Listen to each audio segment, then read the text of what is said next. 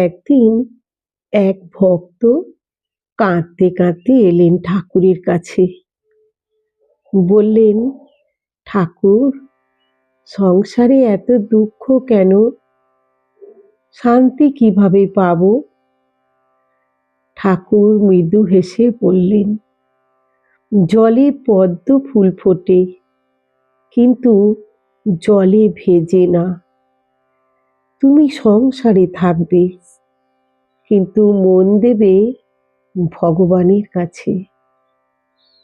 ঠাকুর বলতেন, যে ঘরে ভক্তি আছে সেই ঘরই মন্দির।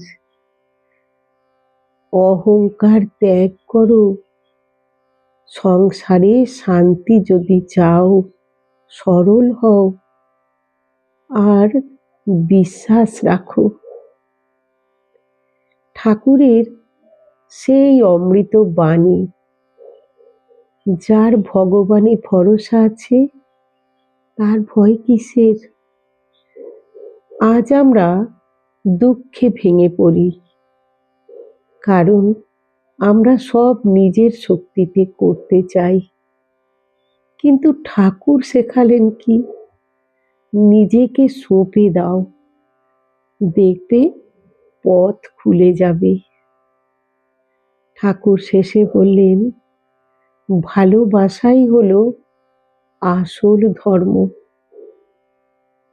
তাহলে বলুন তো, আমরা কি সেই ভালোবাসা ধরে রাখতে পেরেছি?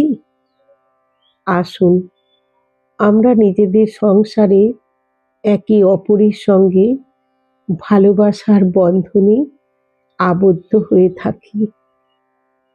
ভাবুন তো, সব কিছু হারিয়েও কেউ যদি হাসতে পারে, তার ভিতরে কত বড় শক্তি লুকিয়ে আছে। এই শক্তির নাম শ্রী রামকৃষ্ণ পরমহংস। দক্ষিণেশ্বরের কালী মন্দিরে একদিন এক ভক্ত কাঁদতে কাঁদতে বললেন, ঠাকুর, সংসারে এত দুঃখ কেন? ঈশ্বর কি দেখেন না? ঠাকুর শান্তভাবে বললেন, তুমি কি কখনো দেখেছ মা তার শিশুকে কষ্ট দিতে চায়? কিন্তু কখনো কখনো ওষুধ পিতা হয়, সে তো ভালো করার জন্য।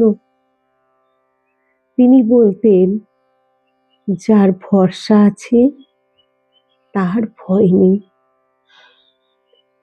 আজ আমরা ভয় পাই, টাকা হারানোর ভয়, মান সম্মান হারানোর ভয়, প্রিয়জনকে হারানোর ভয়।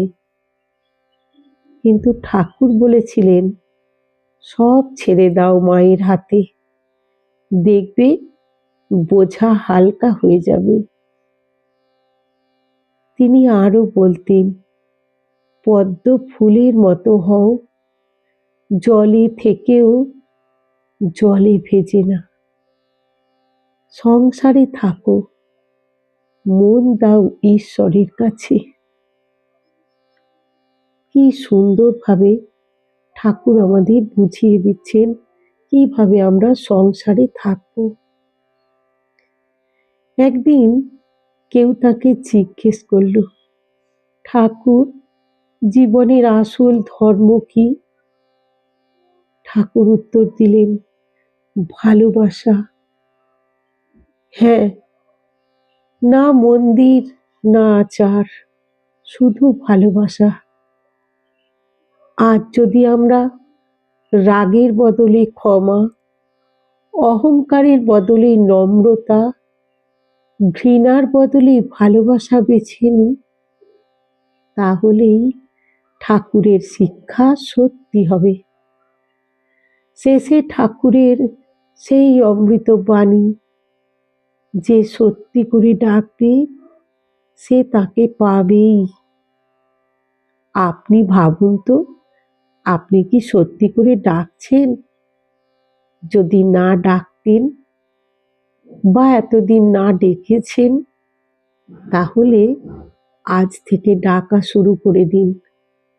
ঠাকুরের নাম ধ্যান করুন, ঠাকুরের কথা শুনুন, আর ঠাকুরকে ডাকুন।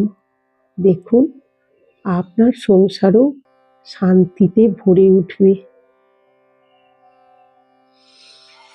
একদিন এক ভক্ত মাকে জিজ্ঞেস করলেন, মা, সংসারে এত অশান্তি কেন? মা শান্তভাবে বললেন, অন্যের দোষ দেখো না, নিজের দোষ দেখো, তাহলেই শান্তি পাবে। কি গভীর কথা! আজ আমরা কাকে দোষ দিই? পরিস্থিতি, মানুষ, ভাগ্য। কিন্তু মা বললেন, নিজেকে বদলাও, সংসার বদলে যাবে। মায়ের আরেকটি অমৃত বাণী, যাকে ভালোবাসবে তাকে কষ্ট দিও না। তিনি বলতেন, সবার প্রতি মা হয়ে থাকো। ভাবুন তো, যদি আমরা প্রত্যেকে একে অপরের প্রতি মায়ের মতো আচরণ করি, তাহলে কি এই পৃথিবীতে অশান্তি থাকবে? ঠাকুর শিখিয়েছিলেন ভগবানের পথে চলতে, আর মা শিখিয়েছিলেন সেই পথ যেন ভালোবাসা আর সহানুভূতিতে ভরা থাকে। শেষে মা কি বললেন, কি আশ্বাস দিলেন? মা বললেন, ভয় পেও না, আমি তো আছি। আমরা সমস্ত কর্মের মধ্যে দিয়ে যেন সব সময় মায়ের আদেশ পালন করে চলতে পারি, তাহলে আমরা আর ভয় পাব না। আমাদের সব সময় মা আছেন, আমাদের সংসারে শান্তি আসবেই।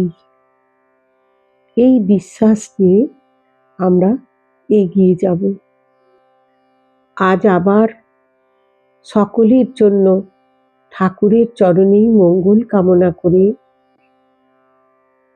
আজকের মতো ঠাকুরের কথা, মায়ের কথার ইতি করছি। নমস্কার।